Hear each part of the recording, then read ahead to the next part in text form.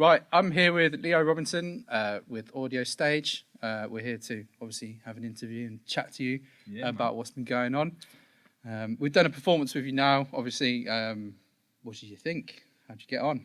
Yeah, it was a good thing, man. I love what you guys are doing here. Like, it's nice to see something professional going on. Do you know what I mean? Like, I've got a lot of respect for that. So thanks for having me. Do you know what I mean? No, absolutely. It's been a pleasure having you, basically. You know, and I think hopefully we've done you justice and like putting you out there to the world. You know, like I think sure you have. Yeah, I think you did a really great job with your performance. I know, obviously, you know, you performed 3 tracks for us. Yeah. We're obviously going to see those. I think by the time this goes out, there's always one that goes up before the interview, so people have had a chance to see one of your tracks. Sweet. You know, so, you know, really it's the sort of format that we do things is like past, present, future a lot of the time. So, you know, I like to talk to people about where they came from and like how they got into what they're doing. So, yeah. Well, it's a bit of a funny one. You know my DJ Charlie Borthwick, CB. Yeah. Shout out him. He moved to my school in like 2011. Yeah. And we used to have geography together. Okay. And we didn't have a geography teacher for like the whole year. So substitute just used to play chant music. Yeah. To get the kids on side, because obviously no one listens to a substitute, you know what I mean? Yeah, yeah. So anyway, Rihanna, we found Love in a Hopeless Place, Calvin Harris, that joint was on. I started rapping over it. And Charlie's like, I'll make beats. Yeah. You need to rap to my thing. Freestyle. Corny freestyle. Yeah. And then we went from there, like, and I had to really, like, my problem was, well, even though he sent me the beat, and obviously I like rap and stuff, I was influenced by, like, American rap. So he was making grime and things like that. So then, and I didn't have no, like, elders or anything, so I sort of had to teach myself. I literally had to put crap music out for people to go, that's crap, and I go, yeah, it is. Yeah. and then get better and better and better from then on. Yeah, I know what you mean. So yeah, I was going to say, obviously, so he was a massive, I suppose, an influence and a big part of the way that you started doing music, I suppose. Yeah. You know, and you know, everyone will know that Rihanna song. I'm sure it's been shoved down everyone's throat for years. So yeah, if you've ever been to a club, you'll have heard it. But yeah, I mean, you know, those sorts of things. I mean, so you were going into sort of like grime music, but from sort of like a hip hop perspective, hip hop perspective. My first grime tracks were like, I was initially saying like, grime is rubbish. I don't want to stab you. Yeah. And I'd talk about like, I don't know. Here's one. Listen to the lyrics. They're quite complex, but not grotesque like a guy with Tourette's. Like just weird things. Yeah, and just saying like Ed Sheeran hasn't got a soul. Yeah. And just like... well, he hasn't. Yeah. Neither's he. South Park. Yeah. Do you know what I mean? So... yeah, please don't sue us. That's the thing. So yeah, just things like that. Yeah, I can understand I got a lot of hate, to be honest, but... yeah. Mold you, don't it? I was going to say, I mean, that's quite a big thing to like go through, really, because I mean, you know, a lot of people, they put out music and they're used to, especially their friends and things, going like, oh yeah, I love what you're doing, and it's great and all that sort of thing. But did you kind of find that your friends were just being really honest with you about your music? Basically, none of my friends like grime or hip hop. Okay. So there was literally no one. No. It was obviously it was me and Charlie, and like that was it. I could say to my friend like, "What do you think of this song?" And he's like, "What the hell is this?" So then I'm like, "What? What do you mean?" Yeah. And he's like, "What do you mean?" And then it just like grew from there. So then I literally had to find like my first fans are like my first fans. Yeah. Okay. Like, literally. So yeah. But I always try to be unique with it, and that was something I've always got credit for. Even if people were like, your lyrics are a bit, your flow's a bit, but what you're trying to deliver is something different. Yeah. That's what I mean. And if you come to a Leo Robinson show, it's something different. Yeah. And which obviously I recommend and you have to do because, as you say, I mean, you know, I think that perspective of being unique, it doesn't seem like it's something you try really hard to do, but you just do it because that's the way you're sort of wired in a sense. Yeah. Do you know what I mean? And it's interesting because I hear a lot of people, they're going, oh yeah, I'm trying to do this and trying to change the way people listen to hip hop. And it's like, well, I don't think necessarily you're thinking about pioneering anything, but what you're doing is you're actually just coming across with your personality in a sense. I'm just a guy who makes rap, and I could go from listening to Chase and Status to Tainted Love Tupac hit 'em up. Yeah. So like when you like all those things and you're trying to put all of that into one song, like, yeah, do you know what I mean? That's true. Yeah. So that you've got a massively eclectic music taste, then, really. Yeah. But do you think that that's to do with your upbringing, or is that something that you found later on in life? Yeah, that's my dad. My dad listens to all sorts, man. Like, he used to buy singles loads and play them in the car, but was driving to places. But he used to find them before, like, they got places. Like, I was listening to LaRue, and then LaRue blew up. Oh, right. right. So okay, it's a bit of a weird. I don't know if he's some sort of scout behind the back, and like that's where he's getting some extra money from or something. But basically, like, he's just always playing whatever. And where he taught me, like, don't be a music snob. Yeah. Just because you don't like something doesn't mean you don't like all of it. Yeah. And it's a part of life, I suppose. Just because you don't like one type of person doesn't mean you like all people. Absolutely. Like that, yeah.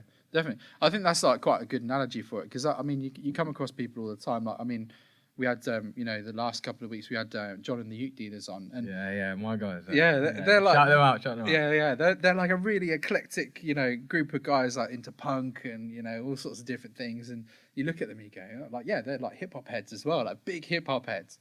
And that's why they love what you do, and Harky on the previous series and stuff. And it's interesting because it seems to be that the better artists, I'm going to say this because this is quite a bold statement, but the better artists out there seem to be the ones who are more open to listen to more music. Yeah, of course. Do you agree with that? Yeah, because you think of different things, and like when I listen to music, it's almost like work at school, because when someone does work at school and you're like, I should have done it that way. Yeah. Or say you're all doing presentations and then someone does their presentation and they come up with a bad boy presentation, you're like, I should have done it that way. So when someone does something in music, like even a little like cadence, I'm like, no one's done that before. Yeah. Like there's a J-Rock song called Vice City, and it's got basically all of Black Hippie on it and J-Rock, and the way it goes is they say the verse, but they end the verse by talking. Okay. So you like starting, it's like, and then fuck myself. Yeah, so like that, and then that's all the whole thing. Am I allowed to swear on this? Yeah, of course you can. Yeah. Fuck that. Fuck. Anyway, yeah, and then that's how it just went, and I was like, I should have done that. Yeah. So next time you hear me talking, that's where that come from. from. Straight from there, like we'll be bringing up this interview in the court case, and literally. They stole my flow, like no, but I think the interesting thing about the way that by listening to your music, you're one of those people that you're very willing to try lots of different things, and obviously talking about your eclectic music taste and things. Is there anything you've listened to and maybe say for instance, like, I know you're very into like your hip hop and you've done grime and things before, but like, is there anything sort of musically that you're interested in doing that necessarily you haven't even had the opportunity to do yet? That is mad that you'd actually ask me this on this day, and that's how you know this stuff isn't staged. Oh my god, this is coming out ages away, so I've got time to do it. Yeah, you've got plenty of time. Old school drum and bass and jungle. Okay. And going very slow in it. Yeah. So you got these I don't know what they are, 180 BPM like, things. They're going so fast, and then just go slow in it, like the streets done on Garage. Yeah. I've got one coming up, but then I've got to work out how to scope it, because I can't just bring out that track. It would just fall flat on its face. I've got to have like a bunch of tracks and bring them out all at once. And have like a way to go with it. But I think it'll go down with old heads nicely. Like anyone above like 35, 40 will just be like on me. Yeah, definitely. Yeah, I think it's an interesting concept actually, because it's sort of like a crossover of genres, and I think that there's a lot of people, out there doing things in that sense. But like, I've not actually heard someone say about, I'm going to do like drum and bass, but in this fashion, and it's interesting to see that like you're not just trying to pigeonhole yourself within hip hop. No. All you can do when it comes to music with me, the way like I see it, all you can do is put out a song on YouTube and people go, they don't like it. Yeah. Like, I was like 14, 15, having people say, you know what YouTube's like, kill yourself, blah, blah, blah, blah. So I'm 22 now. I can put out a song and not get as many likes as I want. And I'm like, back to the drawing board. Do you know what I mean? Exactly, yeah. The internet's there. You can do whatever you want. No one controls what you do. Absolutely, yeah. It's interesting you say about the whole thing though with the online stuff. And I mean, people, people are a lot more reluctant to say things to your face or after a show that are negative about your performances and things.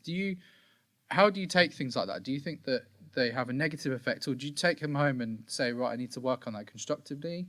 Yeah, because I'm proper salty as well. So like, if you I'm real. Like, I'm proper salty. If you diss me, yeah, I'll probably ring Charlie, yeah, rant about you for like 35 minutes, and then make a banger. So it works for me. Some guy did it to me.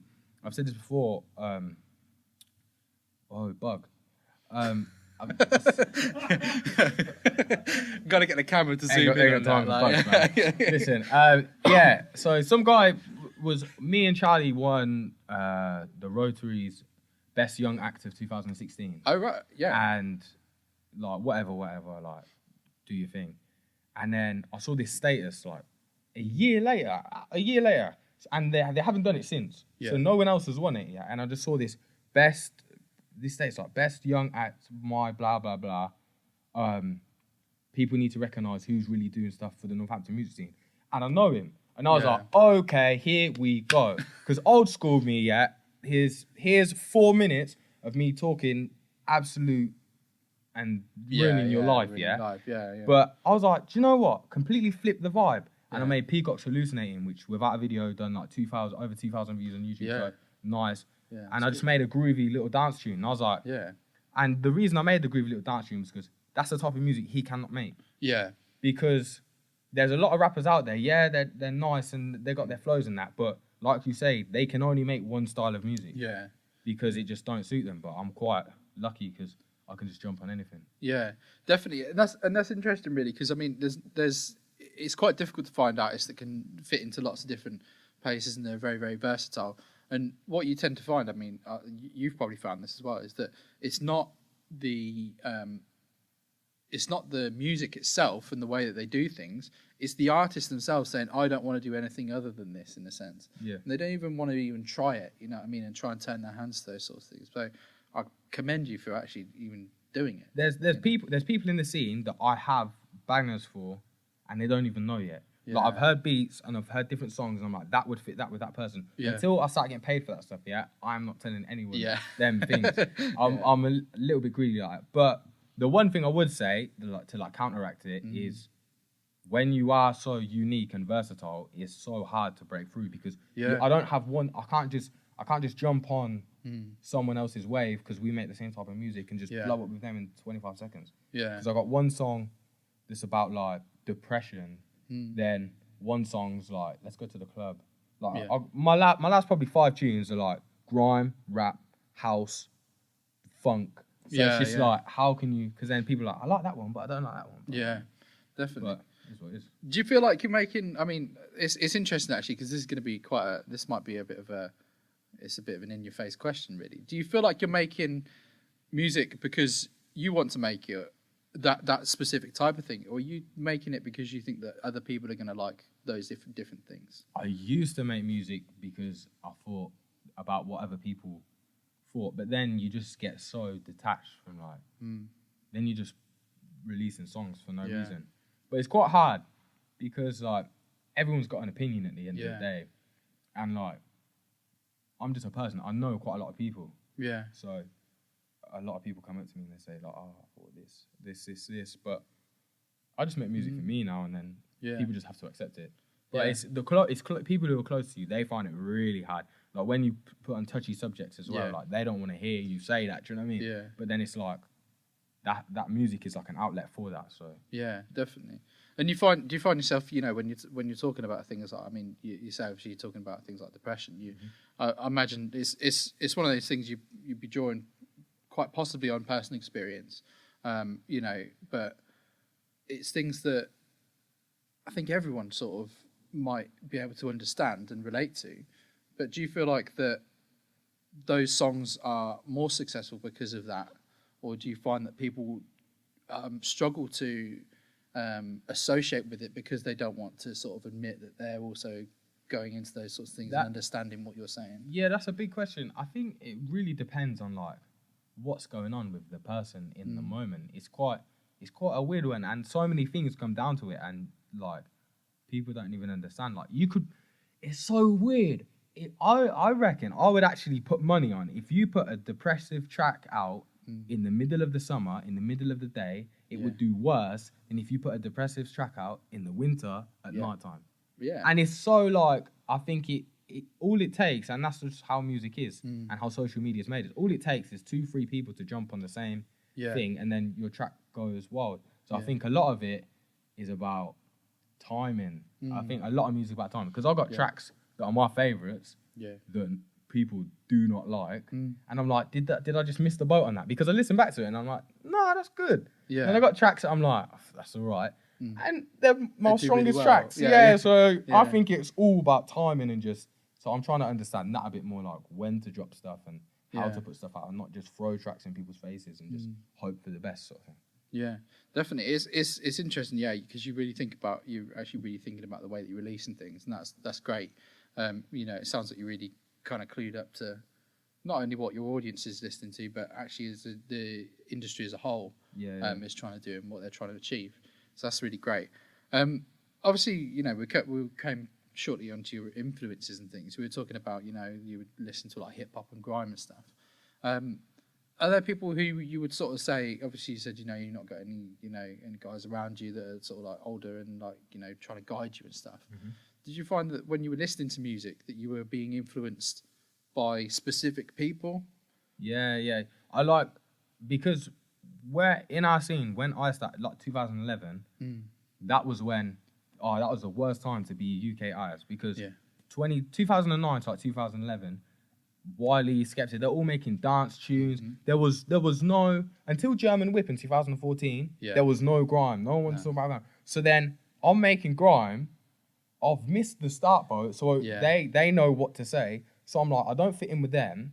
There's nothing else. So I'm just here, just making music. So then anyone who was unique, perhaps not in grime, but just in rap in any way, I like sort of clinged onto, like Tyler the Creator massively. Yeah.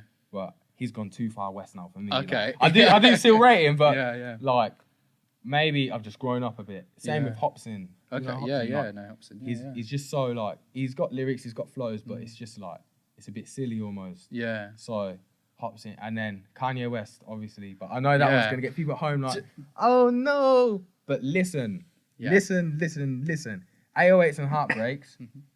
Like, T-Pain done the whole auto-tune thing first, but Kanye West made it viral. There's a whole group of rappers now. Yeah. We would not be having this mumble rap, normal rap conversation if Kanye West didn't make 808s and Heartbreak. That's true. So, to me, that's a big game. And whatever he's doing now, I don't chill with him yet.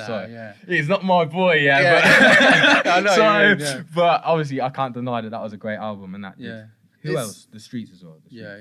The street, right? Yeah, that's a big one. It's interesting because a lot of your influences, obviously you're talking about come from American places, and when you're talking about the Streets, again, they're a very like eclectic band, aren't they? Really, But it's interesting when you mention Kanye West because he's a very controversial subject, but you as an artist will listen to his music, and it's interesting that you're not getting drawn into that.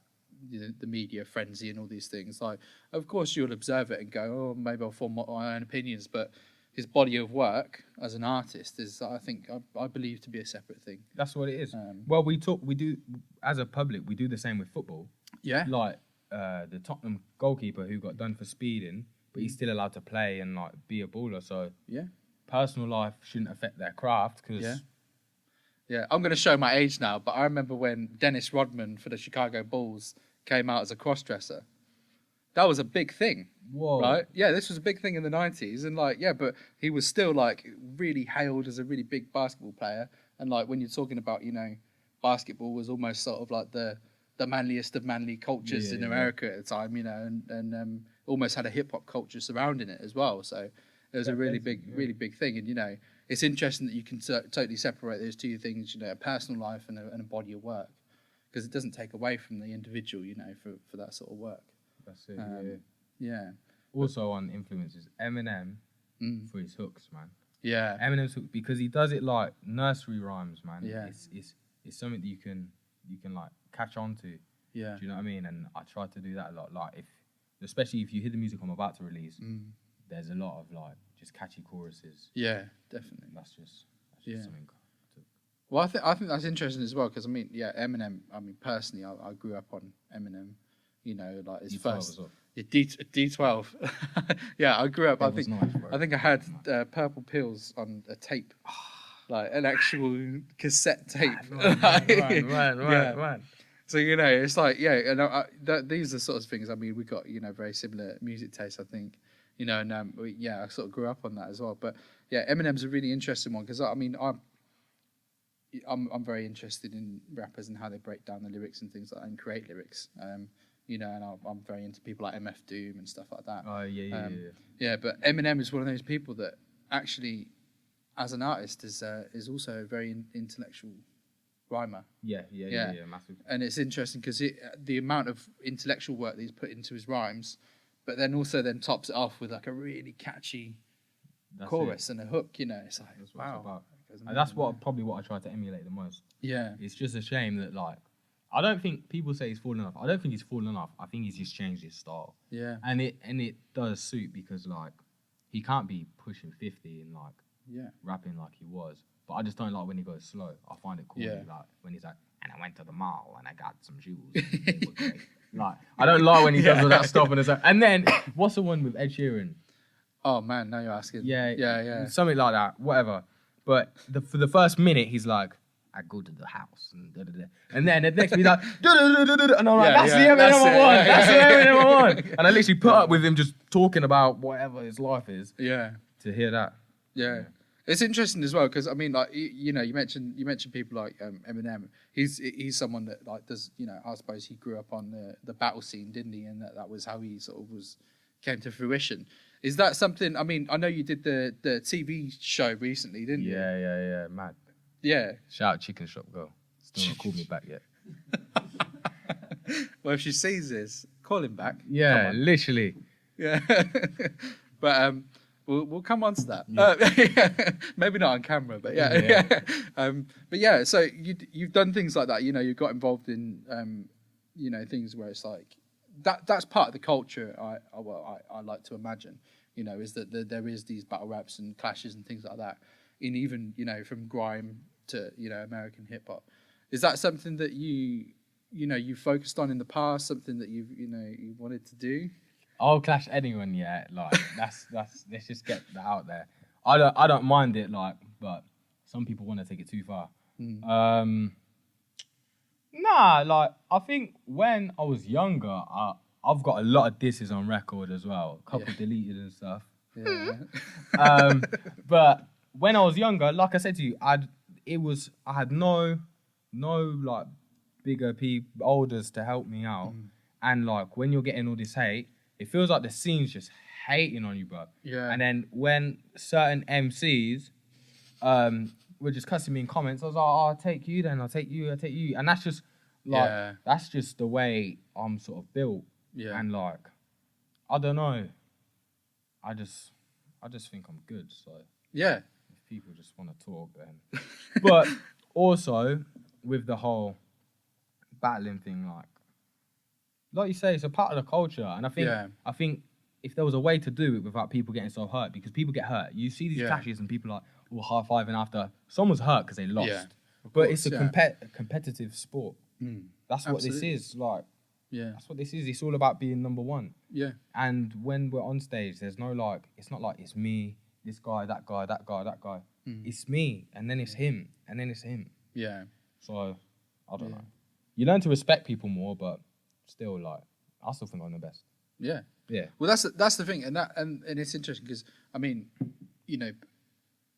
some people will say, oh, it's arrogant to think that, but there's a certain level of self-belief that you have to have, I think, to actually get anywhere in the industry. I mean, you have to really work at these sorts of things.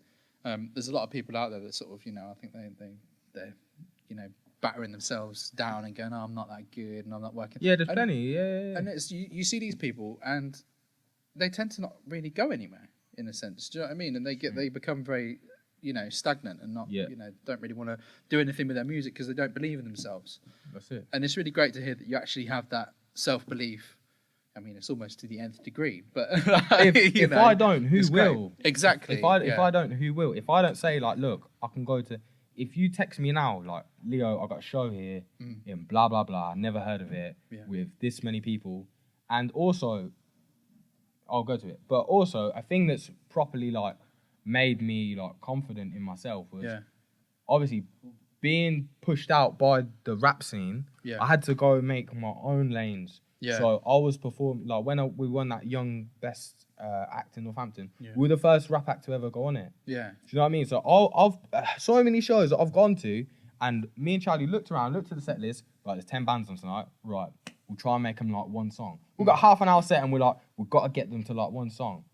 Imagine having that mindset. You're going to a show preparing for failure. So then, like, we've just learned how to work any crowd. So now I can say, like, I'd like to see a lot of these MCs go to something like when I performed here for Twinfest, look, you got people playing ukuleles before me, bro. And then we had them all dancing by the end. Exactly, That's it. That is, absolutely self-confidence and self-belief. And it's actually something that it brushes off on other people, you know, and actually we're believers in your music, and we believe in, you know, you as an individual and your drive. So it's really great that, you know, sort of you also see that. It's like girls, isn't it? If you if you're confident, and you go to some girl like, I'm the best, blah blah blah, she's like, why is he the best then? Who listeners right now, people watching right now, how many girls have you pulled in nightclubs by standing in the corner thinking she's beautiful? None. It's true. That's true. I see exactly what you mean. No, I firmly believe that as well. But I think So we're sort of, you know, we briefly spoke about your future and things like that. What you want to do. We're talking about, you know, you want to do the drum and bass and, you know, combine that with rap and things like that. Do you have things like in the immediate future that you're thinking of bringing out, or is that sort of like your next big project that you're thinking about? Recluse, the EP, is out soon, and I say it's out soon because I'm just taking my time with it. All the tracks are done. I just need to get everything cleared. And just a promotion like run ready. So I've been in contact with a couple of just campaigners. I call them. Just because I want to get the right one. It's just 3 tracks. It's about, like, literally recluse, being isolated. And that's what I feel like I've been. I've been gone for, like, 2 years. But obviously I'm great. That's why I'm grateful, like, people like you guys have me, because I've probably released, like, 5 songs in the last 2 years. Do you know what I mean? Like, I've been nowhere. My last music video was either the one with Mio Flux, but that was a feature. And before Loco, which was released, Loco out now on all tunes, Moonside featuring Leo Robertson. Before that was out, it was Rock and Roller with Charlie. That was 2016, October. So, do you know what I mean? Like, so I just gotta keep coming with this good music now. But I got so much music. Literally, ask Martin. 100 songs, literally 100 songs. But there's so many, I've got to give them away. So they're just hooks, and I'll just be giving them to people. So you'll probably see me on like 45 features. Exactly. Stupid like that. That's the thing. I think you got to keep collaborating and keep working with people. And the interesting thing is that we always say collaboration is the key to success. You know, and that's that we stand by that 100%. You know, we've thought about the way that we can bring other artists together and things. And, you know, I think, you know, a platform like this, it helps.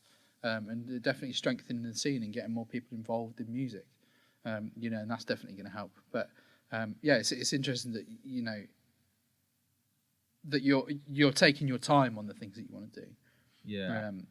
Is that from like do you think that's a sort of a perfectionist mindset, or is that just I'm not going to rush anything and I'm not going to put pressure on myself? Or... Oh, you're like Jonathan Ross on here, man. Like these questions, I love this one. No, what it was when I was younger. Like I said, no guidance. I just used to release tracks. There was, what year was it? Was it 2015 or 2016? The mixtapes. 2016. Was it? I released 8 projects, and it was 1 a month. And then August, I just got burnt out, and I was just like, no more. So I did over 100 songs in that year. All on Bandcamp. You can still see them. Word Workers, That's what our little gang was called. That broke up. Well, we'll get into that another time.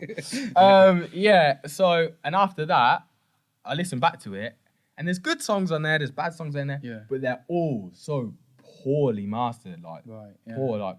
But then I suppose I'm putting it on Bandcamp for free, so I was just ripping stuff from YouTube, just like. But so after that, I was like, everyone's had loads of me.